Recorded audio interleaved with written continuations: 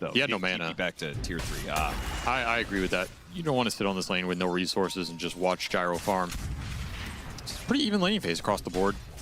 I think we should see top potentially ramp up for Runa here. They have some levels on the Slardar plus some Shredder points. Yeah, this is the thing. You can't really aggressively spin in this lane, and I'm surprised Alberca didn't try and chase Pure down there. I think that can be a kill. Warlock is really bad at defending carries against all-in kill threats. He does not have sprint yet. He's gone for the 0-2-1 build, what most Slardars do. Missed the crush, is going to miss the kill. He'll get the healing ward. Queasy is going to take a lot of damage for this, but Pure is also going to receive some punishment. In fact, Queasy, they kind of need to stick together here. If he doesn't stay near his Snapfire, Pure's going to run him down with a spin, and that's exactly what's going to happen. All the way into the tower, and Alberca takes a lot of damage because the creep wave was Fatal on it as well. So he's taking a lot. Yeah, he is not going to die, but he's going to get quite low. I think they misplayed this lane. I think when Pure spun on them, I think Pure should die there. I think that was a misplay by him. They didn't punish it, and then they messed up the chase. Oh, got him. Fairy Fire, not enough for you. Some little missteps here in the laning phase for Runa, and as we said, the laning stage was a big problem for Tundra, so the fact that they are coming out ahead, giving him some confidence as the opening game for today, being like, all right, we fixed some problems, you know? Sorry, just cracking open. Crack it, yeah, I see. That was really nice. It's past noon, what can I... I tried to move it so far away from the microphone. I can't believe how it picked it up. Still have level advantage mid as well. BZM hitting that 6 first, so you do have a little bit of kill threat on this Timber, but I say that with some tentativeness because you do not want to overextend on the BP Timber, let the TPs come in and kill your Storm, especially with a regen rune spawning in the bottom river. So delicious. That is juicy for BZM. He played this mid lane really well. 13 denies on that Storm, gives him the level advantage, gives him the rune. Never mind, till the end steals it. He should have just jumped for it. I don't know what they were doing. Yeah, that was really weird. Dark Willow coming up to the top lane. A lane that has already perhaps been mishandled. It's now going to be met. Bramble through. Catching Queasy as he tries to cookie out. And now, are they going to stick around? Are they going to bring Storm Spirit? Are we going to go for a Wisdom Shrine invade? And what does Runa team do about that? 100%. They built the wave up top. They have double ranged catapult. This tower is going to take a lot of damage, and you have ability to contest. Well, they're doing the same thing on the other side, but they managed to get the bash onto Ahri. Ahri just dies immediately. They are going to be fighting into a Timber Stop. That's not easy. Meanwhile, on the other side, okay, BZM went back for this Wisdom Shrine. The snowball up. 33 is going to get low here. Oh, what a hurricane down! 33 keeps himself alive. Oh, we know he doesn't. Nesphere will still die. Till the end might be chased down by BZM as well. BZM doesn't have much mana to work with. Try to stick with them, a little Soul Ring, and that should do it. So a double for BZM, but double Wisdom Shrines for Runa. Surprised they ended up getting that one away from Tundra. BZM just didn't want to zip on top of it. Pretty awkward. Does get the kills, gets the Galvanized stacks. Maybe the more important part here. You get some decent tower damage on top. But not as crazy of a sequence as it could have been for Tundra, especially with Ahri trying to TP down there and just dives 100 to 0 to Slardar. That was really awkward for him. 8-minute power rune now. And Ahri, normally the Shadow Realm would protect you, and you could be really aggressive like this against the AoE damage from Nicky Cool. Nicky Cool getting pretty low, but he doesn't Timber Chain very far. Now he gets pulled back into his death. Okay, Ahri baits them into fighting over a power rune that they don't even win. There's so many little awkward exchanges in this game. It feels like their teams are just kind of walking into it as opposed to it's pre-planned. And Runa not bringing numbers to these power runes, that hurts because Tundra are going to prioritize it for the Storm. One of the best power rune abusers in the game. He's getting some good ones here early, or at least in theory, he should have gotten that regen. This Slardar is looking pretty poor. This is one of the things I do not like about offlane Slardar. Mid Slardar gets you guaranteed farm unless you're against some sort of Viper or something, but offlane Slardar, if it goes wrong.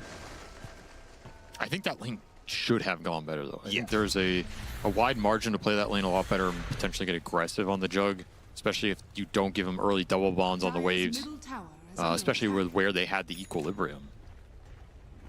But so I think in this game it could have looked better. It definitely could have. It should have. but that's in the past. And now, for the future, he's probably always going to be the lowest net worth core. This hero can't farm like any of the other cores in this game. Especially getting zoned off that tower. Tundra just playing behind the tier 1. Smart idea to exert some extra pressure on this starter that nobody wants to come up here and fight with, as they're prioritizing the gyro lane, rotating Nicky Cool down here, but that is a Doom with a Doom, and he throws the Doom, and you are doomed. Goodbye. Still chasing after 33, though. Oh, missed Timber Chain. Nicky Cool not having the best time here. Hurricane out. Here comes the ultimate. Terrorize hits them both, though. Ari's not dead. And now the zip in from BZM. A golem drop onto the gyrocopter's head. The S-Sphere is definitely dead. He's got so much movement speed, but he can't get away from BZM Storm Spirit. Just enough mana to get the job done. Whitemon shows up, gives them the extra DPS, and that's a 1500 HP gyro going down from full in the laning stage. Normally it would take a lot more to get the job done, but Tundra just playing this fight out beautifully, getting value out of the ults. That's the biggest difference there. And I know you guys like the draft from Runa, but one of the problems was it's not that good of a gyrocopter game, largely in part because it's a Doom. Pure getting run down in top lane, blocks out his spin as he tries to retreat. The shards keep him in distance.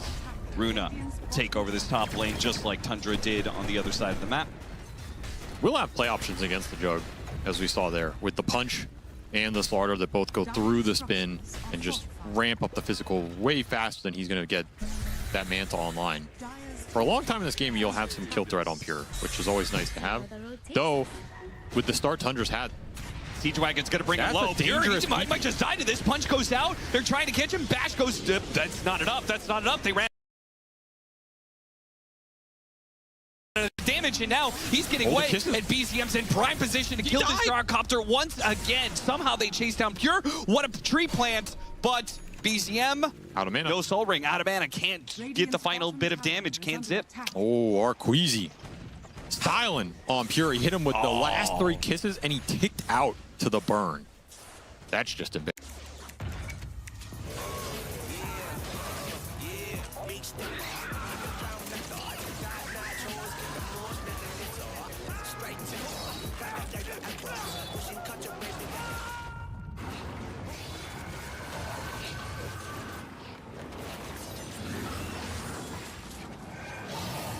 Reach your impossible with the AI-powered Legion Pro 7i, Lenovo Legion. In the end, the gyrocopter does escape. Tundra only holding on to a 2,000 net worth lead here.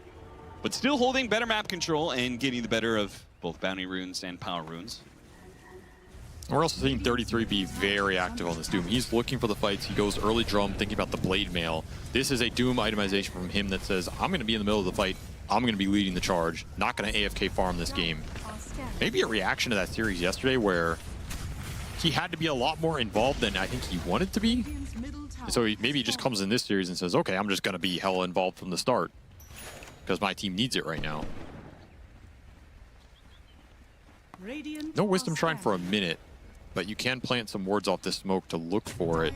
Oh, dude, the Slaughter's got to back up into this. He's 200 off Blink too. Perfect time for this gank.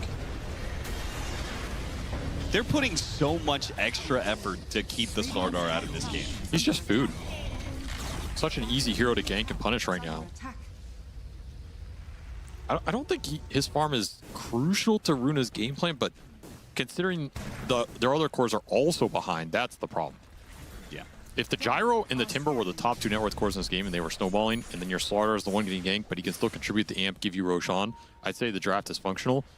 If your 2 big damage dealers are behind and your Slaughter is this gimped, it's going to be painful to look for the fights. You're just not going to have clear initiators.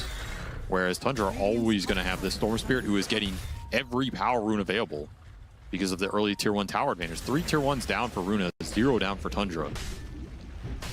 You're just stuck fighting golems in the jungle. Burke, can he get the kill before it ticks down? He will. On to both rounds. All right, well, it's close to his blink now.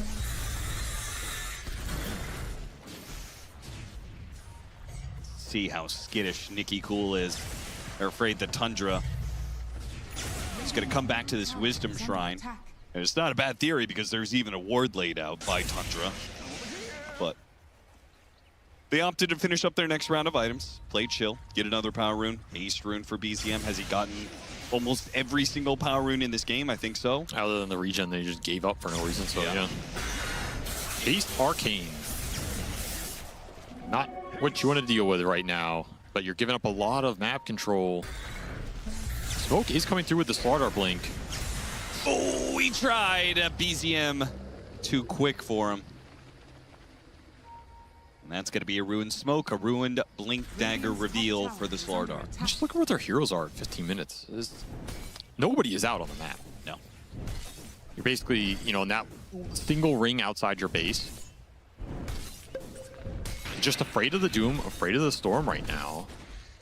You don't have great heroes to kind of bait those jumps either, unless you smoke.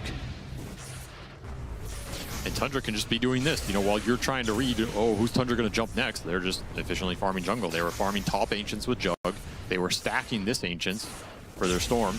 And 33 was clearing out bottom. So they're currently winning the stack battle, winning the Ancient control battle, winning the power room battle. That is all map control off of those early tier 1s in the lane victory. Adding up quick here. This is how Tundra prefer to play the map. Split up, greedy farming, get all of your cores mega fat.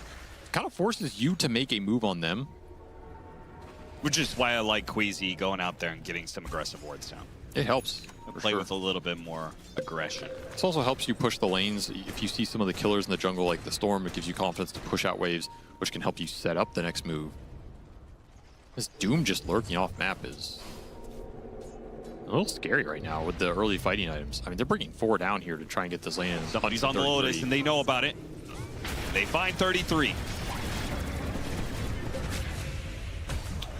Nice little pickup. Again, you have to punish Tundra if they're going to split 3 cores across 3 parts of the map. You just have to find Will just has to make sure he doesn't give away the trade-off here. Okay. Golem on the tower. They're still going to chase after Nikki Cool. The TPs are going to come in, but so much magic damage that Bedlam just burst him down too quick. Too fast for the supports to come in, and that's the issue. And even then, they're not like supports that can instantly punish BZM. No. Right? There's no instant stun. Even if you get a snowball up there, the Timber might just die anyway. Yeah. That was a vision golem, I guess.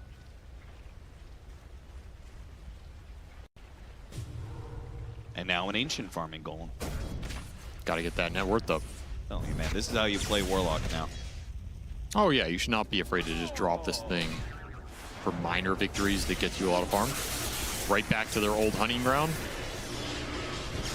This duo, it's got some legs. Dark Willow Storm Spirit. Especially once this Blink Dagger is up on Ahri, he could very easily follow BZM wherever he zips to.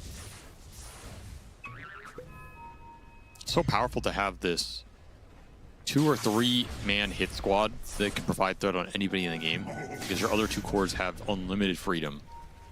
Dire's middle tower is under attack.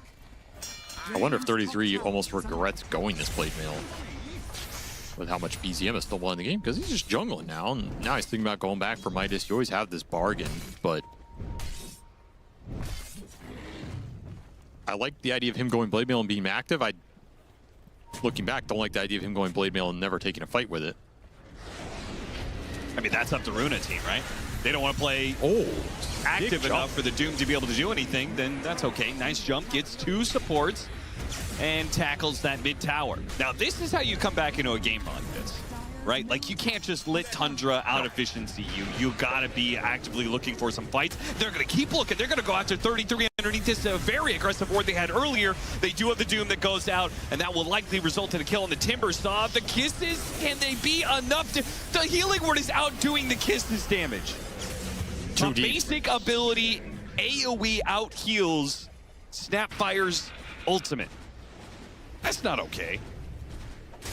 Well, it is what it is, and that was a bad fight to give up with this Roche available for Tundra. That tanky Doom build, I guess it paid off as they go in deep off the double support kill, which was great, but they do not respect the ultimate power coming out from this 33 Doom. That's one of those game-defining sequences. If you can execute that team fight a little better, you get Roche off it with the Slardar lineup. Instead, you're watching Tundra potentially take it away. Alberca, meanwhile, Maybe goes for a kick kill onto Whitemont. Nesphere's gonna be very dead here, but they can stall a little bit of damage, at least with a snowball, and get a lot done. 33, he's gonna fall, and the Roshan finally goes down. Pure, he picks up the Aegis and makes a run for it with the spin.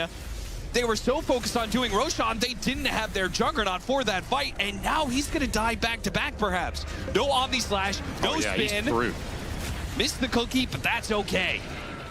That was way too slow from Tundra. And Runa making the absolutely correct read with, hey, they have no ults. No way we should let them get this Roche and get out for free. Yeah, no Doom, no Omni Slash, no Golem. And that is something they can always play for this game.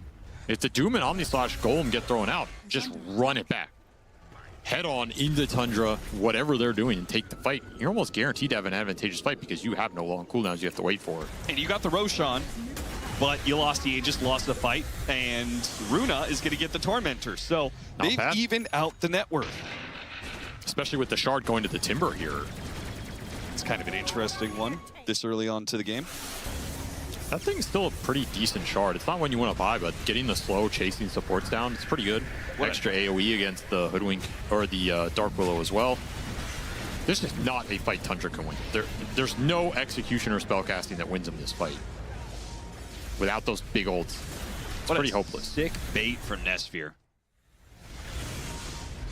The illusion play. That was nasty. Felt like Runa woke up on that one. Yeah. Manta certainly got its value in this game, just off of that fight alone. Anything he does after that is just bonus. Radiant are scanning. Solid Manta game too, against like the Storm Jump, the Omni Slash, the Dispel for the Bonds, and you can always kind of soft Manta dodge the Doom initiations if he goes that Blink route. Yeah, this feels like a very specific build for a very specific game. Like, I think this build sucks if he doesn't have Slardar, right? But because he has Slardar, that amps up all the damage. He doesn't need to have damage items so much. It's a really weak build in terms of the damage ramp, so you have to make up for it with the utility. Trying to land the cookie somewhere, missing the initiation left and right. A punch, maybe a snowball. H2O's dead. Not expecting Tundra to be there with everybody, and not a fight you want to take head up into the Doom sitting there waiting for you. It reminds me of my childhood. Huh?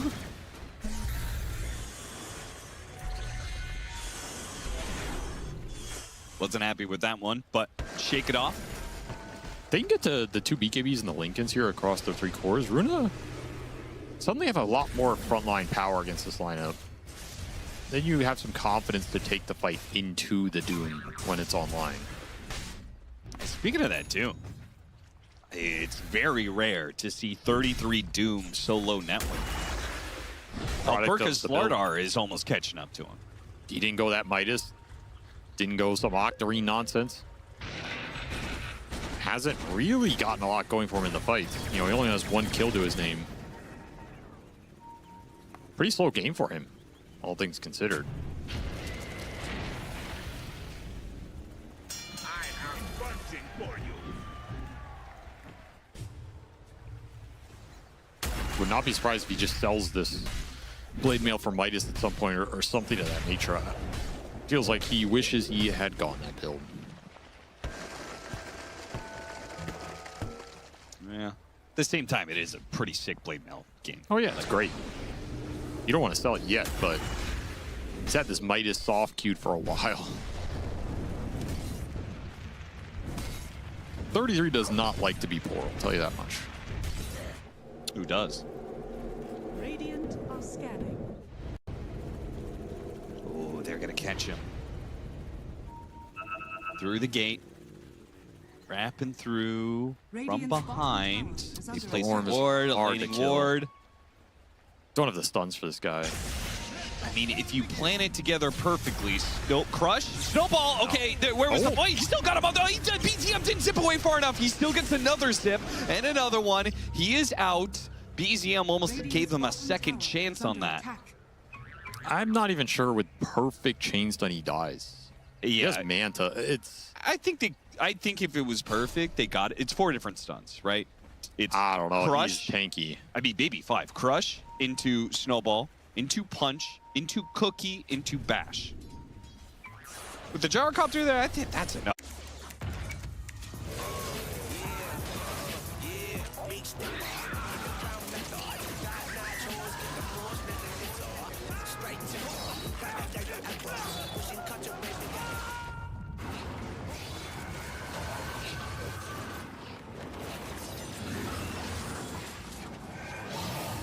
Reach your impossible with the AI-powered Legion Pro 7i, Lenovo Legion.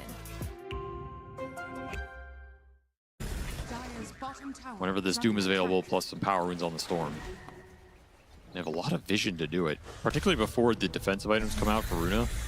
Again, you're looking towards Ags or BKB on the Timber, the BKB on the Slaughter, and that... Well, the Lincoln was being built by Nosphere, but he's now going back for damage. Why Ags on Timber in this game? Forces the Doom onto him, I guess. I One way to guess. look at it. It's a pretty... Yeah, it's a kind of weak argument. I'm going to invest 4,200 so you feel incentivized to doom me because it hard counters me. Dire's It just bottom tower has takes out the shield and takes away his regen. Not a huge fan of it. I thought he was going BKB, which I like a lot more. Even Lotus Orbs this game are very good for Runa. Dire's bottom tower Absolutely is under attack. S tier Lotus Orb game. It does not get better. Good against all 5 heroes. And amazing against some of them. Great against the Doom, great against the Omni Slash, great against the Fatal Bonds, amazing Dispel against the Dark Willow, and even against Storm, being able to reflect his single target focus if he goes for, you know, Hex or some of that stuff later on is great. So you have to have Lotus Orb on the menu in this game from somebody. Ideally 2 or 3, honestly, with how good it is here. They are smoking out. Roche doesn't spawn for a minute, just looking to get some sort of fight going with this Slaughter BKB. They're going to run into another double Power Rune Storm. And Arcane and Invis running.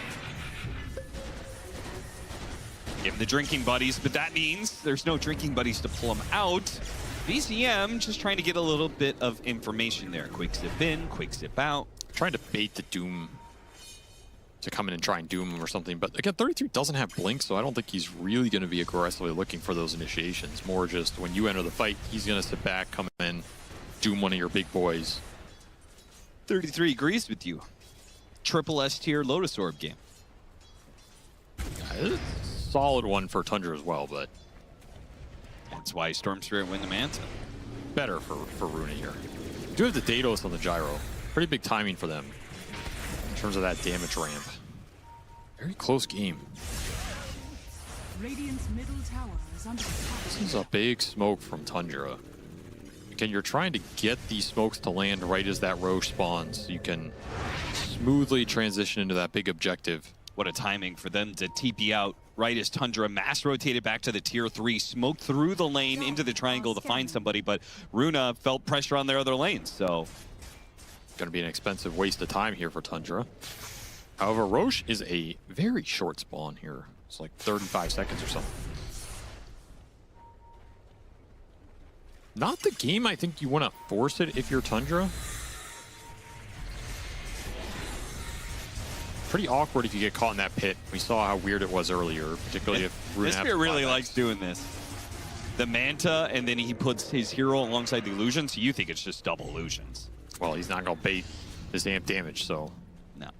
Quick bottle on that rune. Very nice rune to have going into the fight, particularly if the Doom goes onto this Timber Saw. I mean, with the Daedalus done, this is a big damage spike.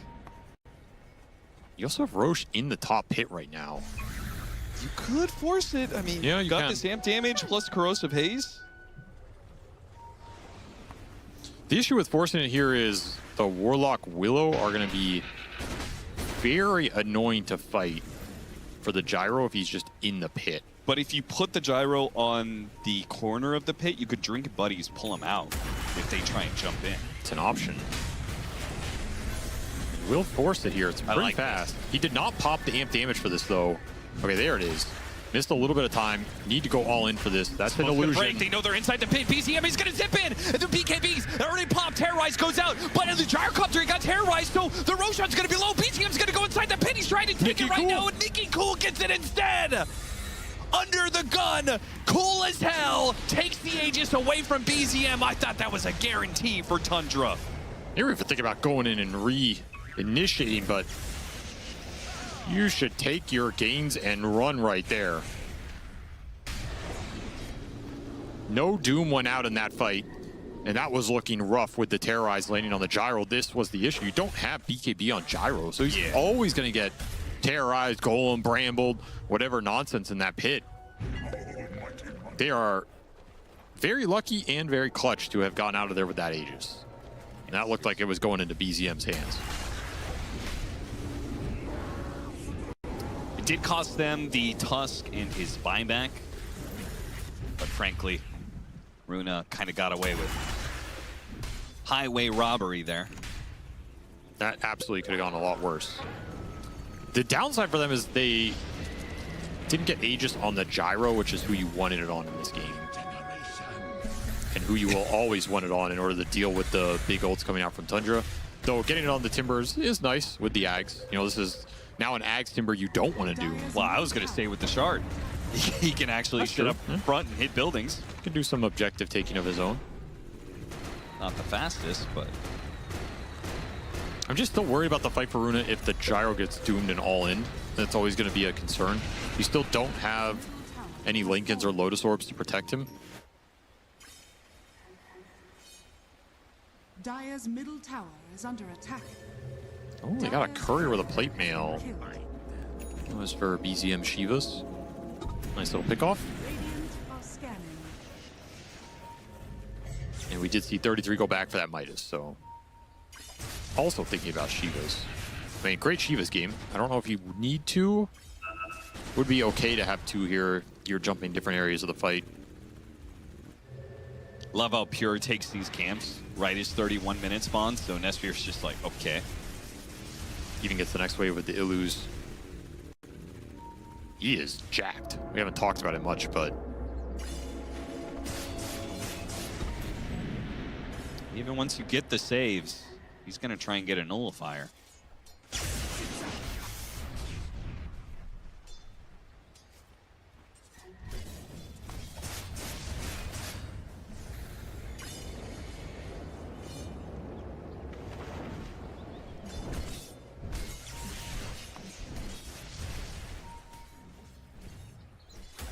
Feels like Tundra want to fight a little more than Runa right now because of how close they are to some of the big items.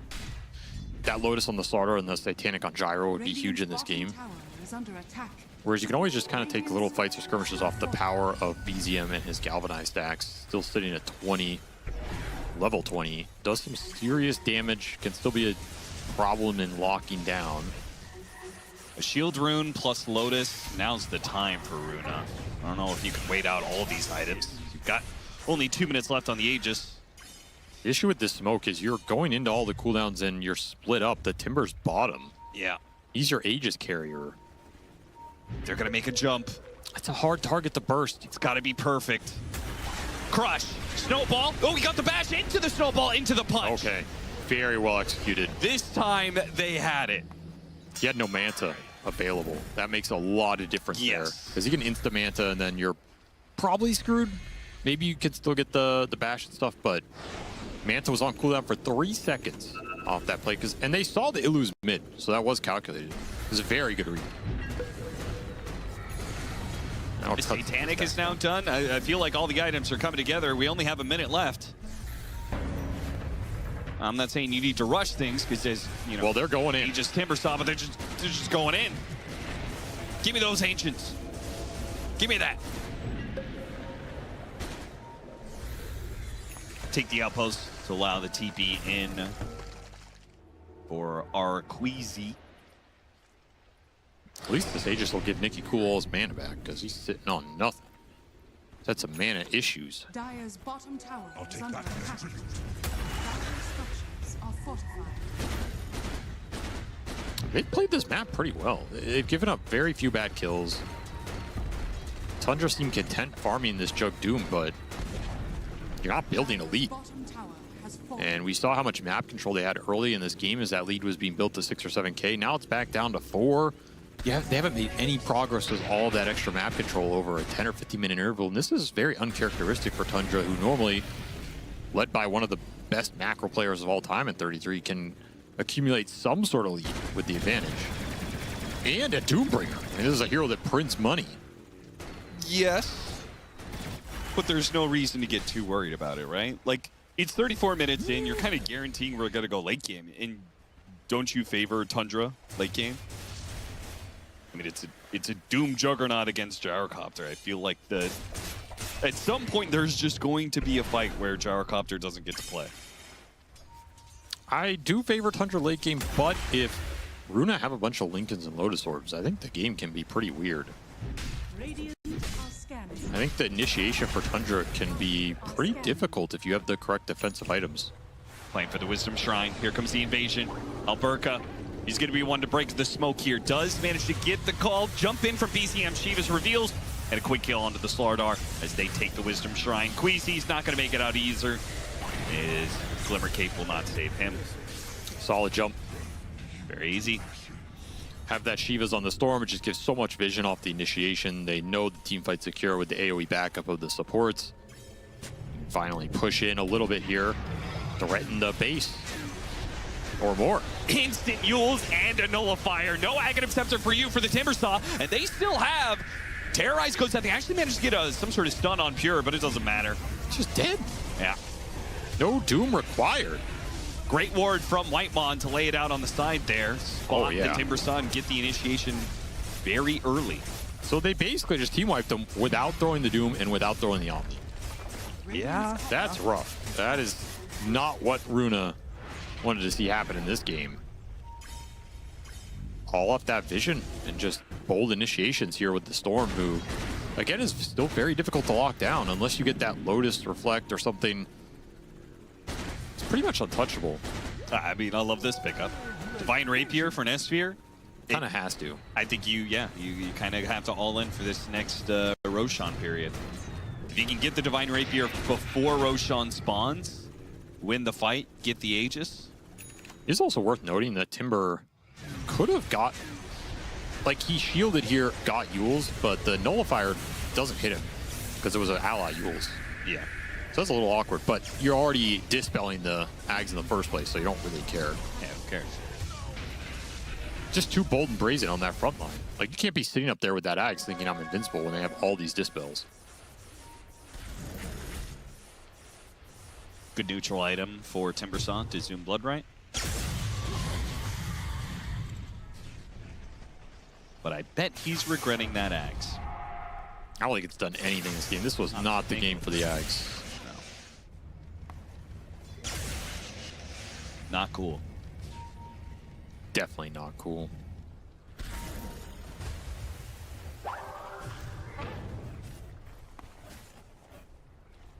Second Lotus Orb is being built on the Tusk, and third Lotus...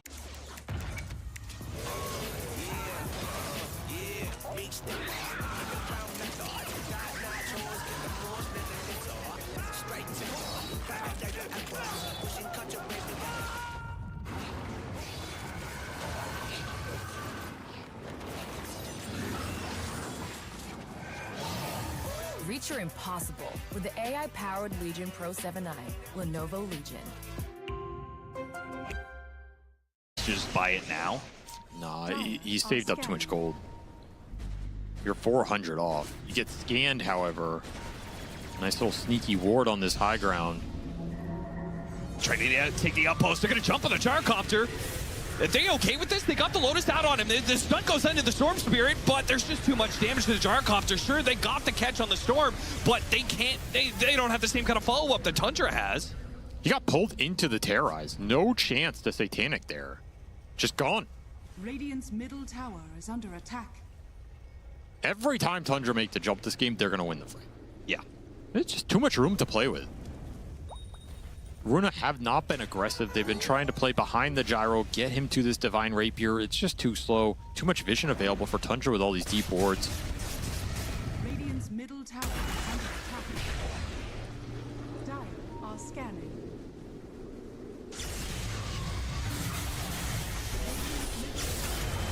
Well, now you may have to break apart the Daedalus and buy out Divine. I just don't know. I don't know if it's enough damage at this point in the game. Probably not, but well, what other option you got? Tundra's gonna go for Mega soon. Full Scotty on this Jug, plus that level 25 talent. He's a beast. Good matchup for him in the late. You have the Parasma Storm who's going in on you, amping up all the magic damage. Still no BKB on this Gyro, so it's pretty hard to frontline, even with all these Lotus Orbs. Love the BCM and Ari still playing together to get pickoffs inside the base. Deadly combo with that Parasma Shivas. Amps up so much magic burst, and then Willow's probably the highest magic burst hero in the game outside of Hoodwink Gold. And Roche is gonna switch over to the other side. Yep, there it is. I don't think Pure cares. So breaks apart the Daedalus. He's just got a Crystallis and the Divine Rapier now. Not as intimidating, I must say.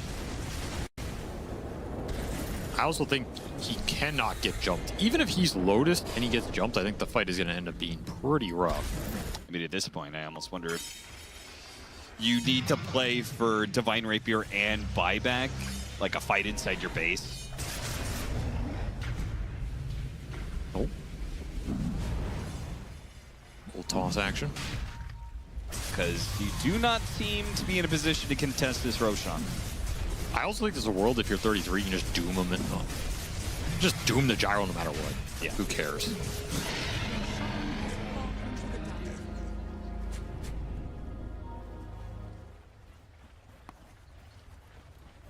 I mean, I like the fact that they set up a high ground war. They're just playing to catch Tundra. See if they get lazy because they're so far ahead. Definitely the right idea. You have to get the jump in this game. Cannot let BZM initiate. Unfortunately, they're leaving the ward area and playing to the creep wave. Now they're wrapping in. Quick little check there from BZM, and it breaks. Managed to get 2 on the initiation. Very nice. BKB goes out for 33 at half health. Tundra start retreating. Here comes Pure, though. Big bad Pure. Swift slash. No, Omni slash. On illusions. He did the full thing and used it mostly on illusions here. Still got the Tusk at least, and Gyrocopter at half HP. Pops the Lotus on him. Can he get off the Satanic, keep himself alive with his Divine Rapier? Pure is just good old-fashioned right clicks. Who needs an Omni Slash? He'll do it the old school way here. And that'll be it with the Divine Rapier gone. Even with buybacks, there's really no hope for Runa in this game 1. That was so awkward. The Gyro went in off that double stun, and he gets drinking buddies, and it pulled him away. So you kind of missed that. Declared it. It must be so. Sarko. Where did Tiny come from? I don't know, but it's not looking great here. Kind of looks like a little bit of a rough Tiny game. Yeah. I think the Willow Bane control against him is really annoying. You're a hero that jumps in deep in the fight. If you don't find the supports, either one of them is going to either lock you down in Bramble's Terrorize or grip you. You're going to be happy to do that. The Timbersaw dices you up. Invoker can always go both ways in these mid matchups against the heroes that jump him, but I generally favor Invoker against these just kind of slow melee dudes because... Especially if the Invoker has frontline.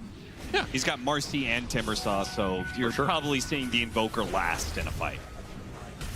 He just eventually kites you out and outscales you. And the way he plays the map and split pushes with Forge Spirits and Sunstrike and stuff can be hard to keep up. I'm very concerned for Nikki Cool and this Tiny in this game. The panel also mentioned, because we wanted to see supports play through him. I don't see that. These are not the 2 supports to play through a Tiny, man. Yeah, when he said that, I was like, oh no. I agree with him because I think Tiny is the hero that you have to play through. You can't just pick a Tiny and then just let him farm. But SD Warlock are 2 of the most, I'm going to sit in my lane, get stacks, do pulls, boost myself to level 6 as fast as possible so I can interact with the game. They're not heroes that really go mid, skirmish around runes, have strong early spells in a river fight, stuff like this. So I'm very concerned for this Tiny, not only because of the skill potential, but the support matchups here. I would rather have Tundra supports with the Tiny than be this Tiny against Tundra supports. And it's going to be a big inflection point this game is how much Nikki Cool can get done. Because I think if he doesn't get a lot done, then I do favor Tundra's lineup. Yeah, I feel like it's very interesting that they ended up in this situation, considering the fact that Tundra just showed them the power of having a 4+2, duo that goes and kills things, right? Storm Spirit and Sure. Dark Willow were just destroying that game one. Maybe Max Disseminate helps a little bit, Yeah. as we're seeing the new SD builds come out. I mean, that is a strong spell with high burst damage heroes. Yeah, but it's just not the same as Dark Willow, Hoodwink, Skywrath. Like, there are so many fours right now that could have given you that are popular in the meta. I agree. Where's that Phoenix, man? I keep asking for it. Never going to see it. No. It makes me sad. How did this wave end up here, Whitemon? What are you doing, my man? He went and grabbed, caught the courier, and then he went for the pull. And H2O tried to counter pull him, and so Whitemon pulled it all the way around the map until it ended up here. That's pretty wild to see a double wave behind your tier 2 at 2 minutes. Yeah. 33's like, why Yeah, that was not great for him. am I here? What have you done? He got almost none of that. I want Ari back. Bring Ari back. I don't want you in lane, Whitemon. There's still a wave meeting. There's still a double wave technically behind this tier 1. Yeah, that now 33 is playing with. Nesfear is like, where's my creeps? The end result will be fine for 33. If he can clean all this up, which missed the flag bearer, but he'll get the range creeps here. So honestly, not a bad outcome for him, despite the clowniness. Might even get the if they Warlock. kill the Warlock, then it really starts becoming worth it. Nesfear's going to show up, and he's got the Lotus while the fight is on the other Lotus at the same time. Queasy, does he win this fight against Ari? He's got that innate to refuse to take a couple of shots there, trying to get the Sunstrike kill somewhere through the mix. Ends up missing out. Well, I'm sure Pure will somehow die here because that seems to be the trend in all of their games. Oh, got him in the Bramble. Disruption, Shadow Realm hit, and unless he accidentally hits Illusion, he tried. That was a cute play, Queasy. You tried, but Ari, he's up to your tricks, man. He knows what's going on. Good little read there. And Pure doesn't die. Defying expectations here in the early laning phase. Solid start for Tundra. Already has that helm up. Great armor against the physical lane. Should kind of be cruising. You always have those Sunstrikes to play with. This will be a Pure Exort Invoker. You have the Sleep setup. You have the Bramble setup. Those are enough. That is really awkward timing. Yeah, that was not the best on that. Well, I guess. Yeah, that was a little awkward. If you have more mana, you can trade a little bit better here. You still have one Mango left on the Slardar. You still have to worry about these Sunstrikes and all these trades. So you have to keep in mind. Oh. Yeah. You almost disrupted him. Radiant's top tower is under attack.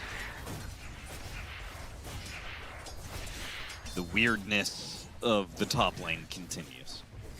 Just a non-lane. They've just turned it into pure wave pulling, and 33, he's living his best life up here. CSing really well, basically out-farming this TA. This is how you get through a rough matchup.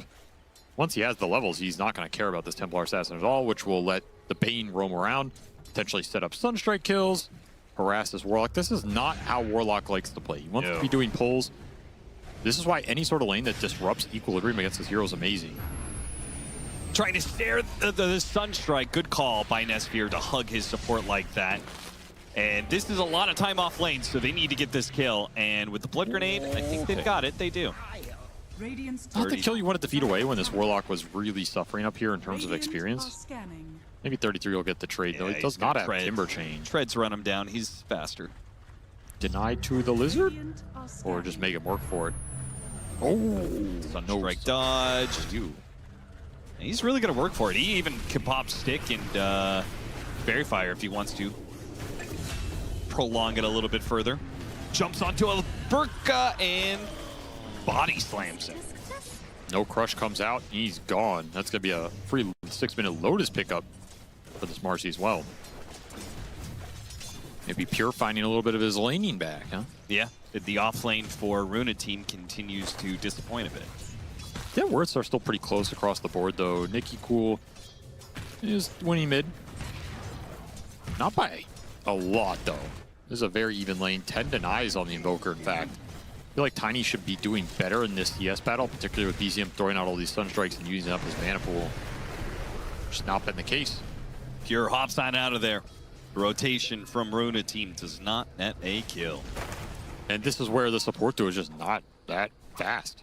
Yeah. You don't have a lot of early spell power. Kind of hard to use the early bonds. Unless the Tiny is in a lot of these ganks, they're going to feel pretty muted.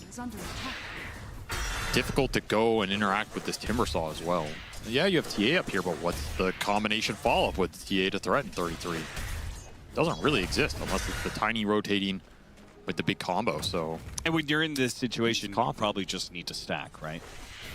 Like, if you're playing a slow support and there's no reason to be in lane anymore, there's really not much else to do but stack. Great stacking supports. They have some heroes that can clear it for sure. Yeah. It's just kind of rough to go in a game and play the economy stacking style against Tundra specifically, and even more so against Tundra when they have Invoker. Because it's very rare they lose the slow, methodical plow towards the late game style games with Invoker. I mean, we see first item for BZM. Sometimes we see...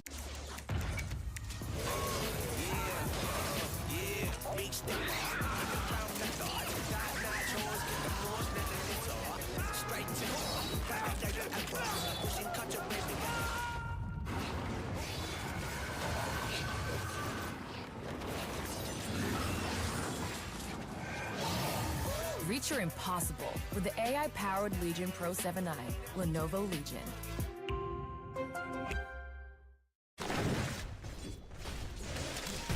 Dire's middle tower is under attack.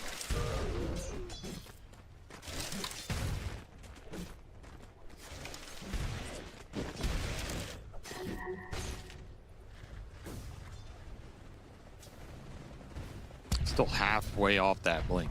There's a way to go here. You look at this Timbersaw's net worth, man. Classic 33 game. I'm not going to kill you. I'm just going to get bigger than you. And then I will kill you.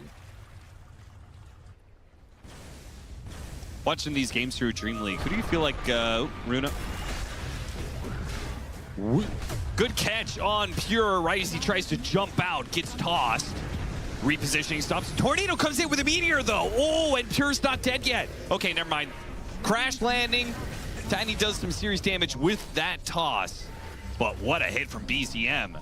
Got the turnaround kill, stuck behind the they're going to get an extra one. He was blocked by his own golem. No, he got blocked by a melee radiant creep. That's funny. The hero that Tundra needed. That's the downside of going for these aggressive plays. If it's not on the Invoker, ideally you always want to be ganking and killing an Invoker in the early game. If you make a play elsewhere and you let the Invoker respond, you're really sad because that trade is never worth it. Sure. Directs a lot of attention away from the top part of the map where 33 is currently clear. Set up into Sunstrike, into the Chakrams, but the tree got cut by his own Chakram. Doesn't matter. Hero's too broken. Level 9.5 for 33. Oh, jeez. He's got the levels and the gold, man. He's huge.